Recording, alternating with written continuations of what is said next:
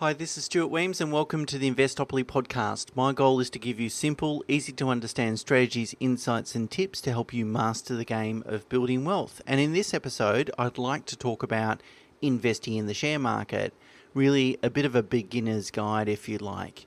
Now, I find a lot of people view investing in the stock market as very complex and potentially sort of scary or not very comfortable. And I think most of that really comes about as a result of a lack of understanding of how the market works, how stocks are valued, how you should invest, and also how to avoid the sort of common mistakes which I've previously blogged about. So I thought it was a good time to sort of take a step back and instead of talking about index funds and managed funds and these sorts of things, talk about just the basics in respect to the share market. So as always, there's lots of links and charts and so forth in the show notes and obviously on the blog and our website. So if you need more information, certainly have a look there. So let's start by talking about, well, how does the stock market work and how does the market value a share in a company? And essentially the stock market really is just a place where buyers and sellers come. And a buyer will bid to the market what it's willing to pay for a particular share. So, I might say, look, I'd like to buy 2,000 shares in CBA and I don't want to pay over $79 a share.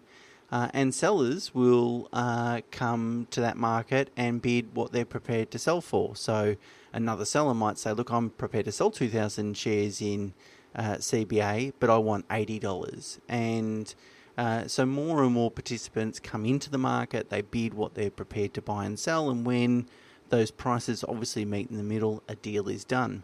Now, today that's done all electronically.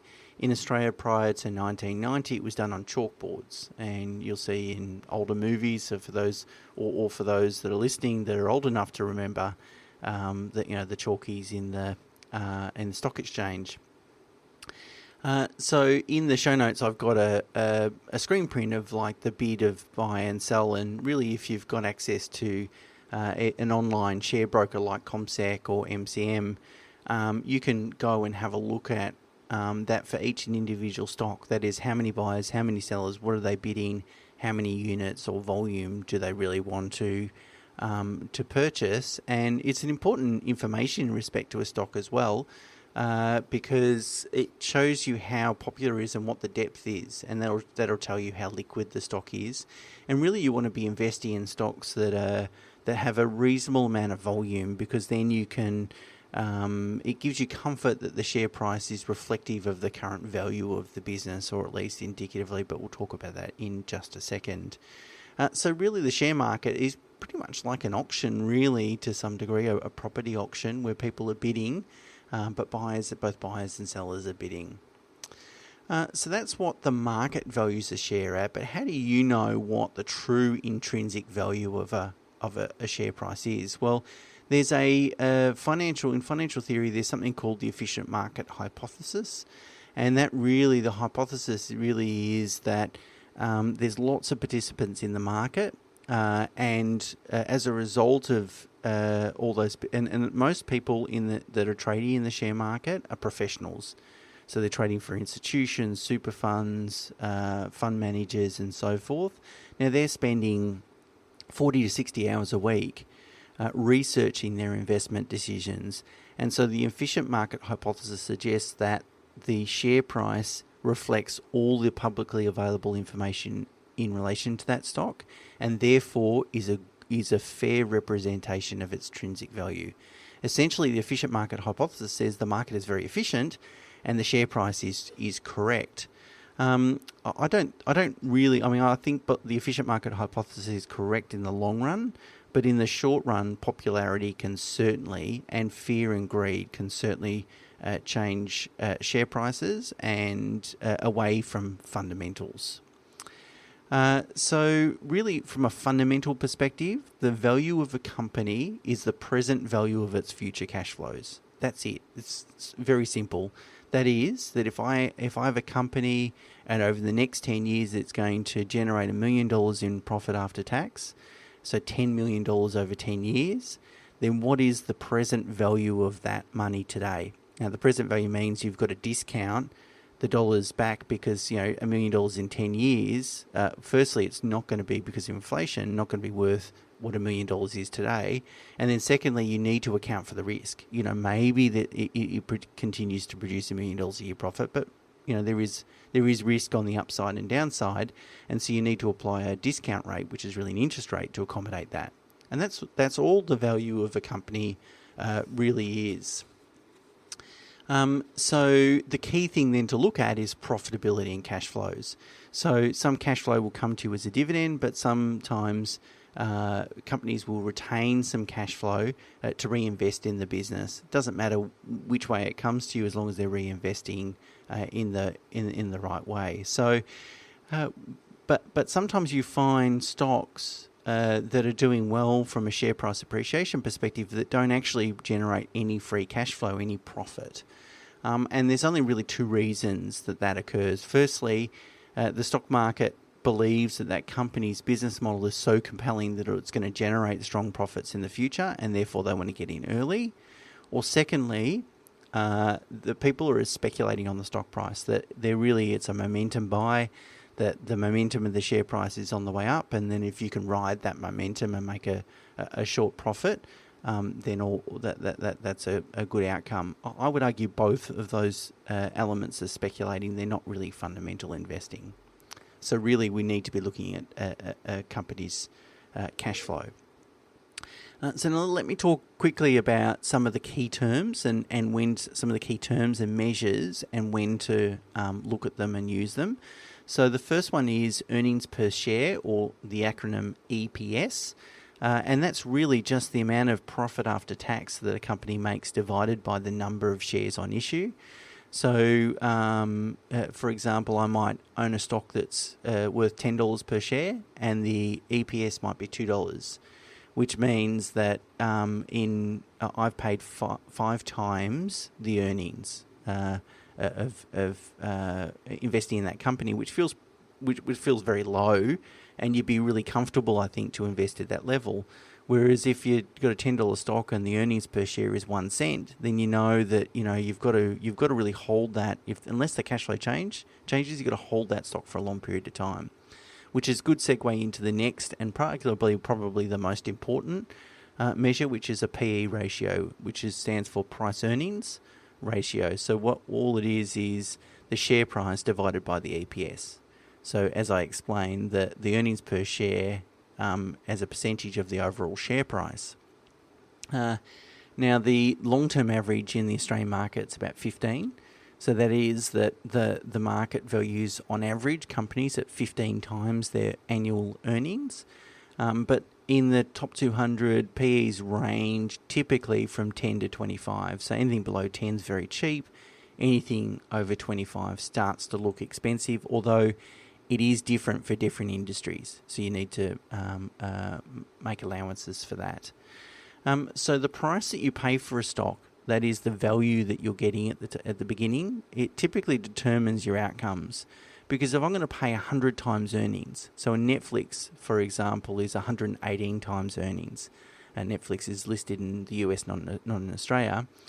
If I'm paying 118 times earnings, there's very little upside after I've paid for that, because I'm essentially paying for really all the upside that could potentially come in relation to that stock. Whereas I can buy ANZ, for example, at 12.6 times earnings. That feels a little bit more comfortable. To put it in context with how Netflix is valued, and I'm just picking on Netflix because it is a big sort of standout, but if your local pizza shop made, say, $100,000 of profit, it'd be akin to you going and buying that business for $11.8 million, nearly $12 million for a pizza shop. You're not going to do it. In fact, you would probably be an idiot if you did it. But people are investing in Netflix on that basis. It really doesn't make a lot of sense. So earnings per share and PE ratio, really important. Next one is dividend yield. And the dividend yield is really the percentage of income that you're going to receive from that stock. You can have a net yield or grossed up yield, and that depends on whether it's got imputation credits. That's only applicable for Australian stocks. The market yield is around about, the ASX 200 is around about 4.2%. 2%, 4.3%. The higher the dividend yield you get, arguably the lower the risk the stock is. Because if I'm investing in shares and let's say I want an 8% return on average and I'm getting 5% as a dividend, then really I only need 3% capital growth to justify the investment. Whereas if I'm getting zero dividends, then really I need 8% of capital growth to justify the investment. So banking a yield each year does reduce the stock's risk, and you just need to balance that out at a portfolio level. Some you'll have high dividend stocks, some low dividend stocks. The next term is called beta, and the beta measures a stock's risk or volatility relative to the market. So a stock with a beta of 1 means it will move in line with the market. If the market rises 10%, your stock will rise 10% typically. If the market falls 10%, it'll fall by 10%. But if you had a beta of, say, 1.5, it means that the market rises by 10%, your stock is likely to rise by 15, and conversely, if it falls by 10, it's likely to fall by 15. And so it measures the sensitivity or the risk of that stock compared to the overall market, and you don't want to be investing in a lot of high beta stocks because obviously your portfolio is going to be relatively volatile. The next term is average volume, and average volume is really the average number of shares traded per day. It tells you how liquid, obviously, the stock is. And so a stock with a high turnover typically has a more reliable price because many more people, participants in the market, are buying and selling with different views and different information on the day, and it's reflected in the share price. So that gives you comfort that you're paying the market value, one. And two, if you want to exit that investment, it gives you comfort, some level of comfort that when it comes time to exit, there'll be a market to sell to. Historic earnings growth rate is a good measure as well. And that's really what you're looking for is a couple of things. Stability of earnings. So have earnings, company profits change very much over the last, say, 5 years, or are they relatively stable? And what's the growth trajectory been like, and what do we expect the growth trajectory to be like? Typically, investors are going to pay a higher price for companies with either lower risks, so more stable cash flows, and or higher growth. Dividend cover or dividend payout ratio is another one to look at. So that's really refers to how much of the profit do they pay out as a dividend. You don't necessarily want to receive 100% of the profits as dividends because it means that the business doesn't have any money left over to reinvest in their business. But by the same token, if the dividend payout is zero, as I said, your risk is higher because you're really relying upon management to reinvest those monies wisely, reinvest those profits wisely. So they're the key terms that you really need to be familiar with and how to use them and sort of when to use them. So just to recap, earnings per share, the PE ratio, dividend yield, a stock's beta, average volume, earnings growth rate, and dividend cover or dividend payout ratio. They're the key terms to really look at, to really understand whether a stock is viable, how risky is it, what's the likelihood of its fundamentals. And remember, fundamentals in the long run rise to the top. Popularity is only a short-term contest. Okay, so how do you construct a portfolio? Well, there's probably really three things to think about. The first one is the number of stocks that you hold. And the common theme in all the historical analysis of returns and portfolio construction and investment strategies and the like is really the common theme, the common thread is really around diversification. That's the key. You need to have a really diversified portfolio. What does that mean? Well, typically it means not having more than 5% of your portfolio in any one stock. And statistically, to diversify unsystematic risk, you need to have 20 to 25 stocks in your portfolio. More is better, but less than 20 stocks, you're typically not really achieving a lot of diversification. That's the first one. The second one is sector diversification. So typically stocks are allocated into 11 different sectors. Things like financials, healthcare, industrial, consumer staples, energy, utilities, materials, etc. And what you want to do is make sure you're not overexposed to a particular sector in context of the index weightings. So, for example, financials make up 31% of the ASX 200 index in Australia. Now, if I'm investing in Australia, because of that dominance in financials, I'm probably, if I'm investing in direct stocks, I'm probably going to have a large exposure to the financials. That's fine. But I really don't want much more of my portfolio than 30% in financials, because then it feels like I'm really not having or achieving a lot of diversification. So you want sector diversification. And the last one is that you want to pick the correct stock. And how do you do that? Well, it's really about looking at three components. Firstly, the quality of the stock, and that really goes to stability of earnings, strong profitability, low debt, strong balance sheet, these sorts of things. The growth prospects of the stock, and that's really the industry's growth trajectory or the business model within the stock. And then the last one is fair price. So you're paying a fair price for that stock, which is, obviously the lower the PE you pay for that particular stock, the greater the chance there is for upside. And conversely, if you're paying a very high PE, maybe there's not a lot of upside there. So quality, growth, and fair price, they're the three things to consider. Okay, let's talk about all the things that can go wrong. So what are the common mistakes? And there are 4 really common mistakes.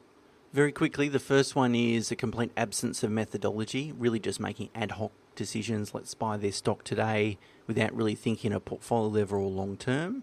Mistake number 2, chasing quick profits. Short-term success does not create long-term value for anyone. It's really about trying to make long-term financial decisions. Number 3, no patience. So that is making a good quality decision and then losing faith when you haven't really given the strategy enough time to work. And number 4, almost no diversification. Find that typically people invest too much in one particular stock and really lack a lot of diversification. I would add to that, and so there's a link to that blog that I wrote a couple of years ago in the show notes. I would add to that that direct share investors almost always, in fact, I haven't seen one investor benchmark their returns. So if you're going to invest in direct shares, if you're going to invest your money and make your own financial decisions, surely you'd want to know whether you're doing a good job or not.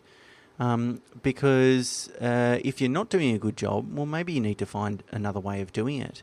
So I don't find any share investors benchmark their returns. They might sell down dud stocks, and so the only stocks they've got left in their portfolio are the ones that are in profit, and they feel very good about that. But they need to look back each year and say, okay, what have I traded? What have I held? What's the return? And then therefore, what's the return over the long run? And am I better off just putting my money somewhere else and not bothering? And I think most people don't benchmark their returns, probably because of their ego. Ignorance is bliss. I would imagine if they did benchmark their returns, they'd find they're actually not doing a very good job. But ignorance won't ever help you build wealth or achieve financial independence. Okay, so let's wrap this up. What's the best way to invest in shares? Should you, if you've got a desire to, go out and start a direct share portfolio, or is there a better way? Well, definitely do not invest in direct shares. Even the professionals struggle to achieve good results. In fact, just recently S&P released the most up-to-date results for the year ending 30 June 2019, so the financial year just ended. 93% of active fund managers failed to beat the index last year. Now that's professional managers. How in the hell do you think you're going to be able to do it? By investing in direct shares. So if you've got a hankering to invest in direct shares, if it's just a bit of fun, a bit of play money, no big deal. If it's really part of your core investment strategy, don't do it. There's 2 options. First option is if you've got a lot of money to invest, and I say a lot of money, maybe $50,000, $100,000, go and seek the advice from an independent financial advisor. Because what you need to do is construct a portfolio of many low-cost index funds. Typically, I would use 8 to 10 that use various rules-based methodologies, so not just traditional market cap indexing, and adopting tactical tilts within your asset allocation to accommodate the risks and opportunities that are currently present in the marketplace. So you need the portfolio construction is critical in terms of capturing returns and reducing the portfolio's risk. If you don't have a lot of money and you're just starting out, if it's just a little bit of small money at the beginning, then really the best strategy, in my opinion, is using Vanguard's diversified ETFs. So Vanguard offers exchange-traded funds that you can buy on the ASX, and they've already got the asset allocation in the fund. So it already has exposure to domestic and international shares, bonds, emerging markets, and smaller companies. They're all low-cost index funds, so they're all market cap indexing, which isn't perfect, but it's better. At least Vanguard looks after the asset allocation in terms of how much in Aussie, how much in US, how much in international, etc.